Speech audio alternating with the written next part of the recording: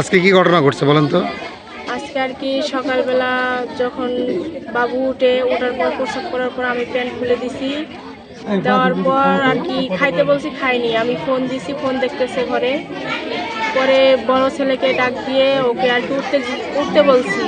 ওঠার পর ও উঠছে, ওকে দেখে আমি পরে কই তুমি দেখো আমি ব্রিজে যাচ্ছি। পরে আমি ব্রিজে সিংড়া নাড়ি দিতে গেছিলাম। আসার পর আর কি রুমে খুঁজতেছি, রুমেও নাই। আমার রুমে ফোন বাজতেছে। পরে আমার শ্বশুরের রুমে দেখছি আমাদের একটা রুম ফাঁকা ছিল, সেটাও তো দেখছি।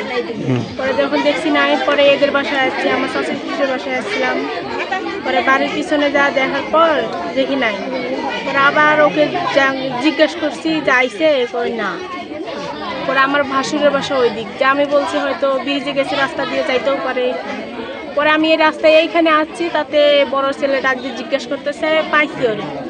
পরে আমি দেখতেছি দাঁড় করে, মানে দুই হাতের বগল ধরে দাঁড়ায় রয়েছে, গেঞ্জি আর প্যান্ট দুইটাই ভিজা। পরে আমি প্যান্ট গেঞ্জি খোলানোর পর গামছা দিয়ে মোড়াইয়া কোলে নেওয়ার পর তেল ছিল না, এদের পাশে তেল নিয়ে যায় হাত পায়ে দেওয়ার পর পরে এই বাড়ির ছেলে আমাদের বাসায়, মানে আমি চিৎকার মারছি শুই না, সে চলে গেছে। যাওয়ার পর নেওয়ার পর এই যে পাশে এক ডাক্তার ছিল, তার কাছে নিয়ে গেছে। যাওয়ার পর আর কি সে বলছে যে নাই। পরে আমি আর কি বালতিতে পানি ছিল, ও হয়তো সেখানেই গেছে, বড়টা লক্ষ্য করে নাই। পরে আমি আসার পর অনেক আর কি খোঁজাখুঁজি করার পর ওই আর কি তুলছে বালতির থেকে। বালতিতে কতখানি পানি ছিল? পানি ছিল গলা পর্যন্তই পানি ছিল। পানি কি প্রতিদিন রাখেন বালতিতে? হ্যাঁ, প্রতিদিন। কি জন্য থাকে পানি?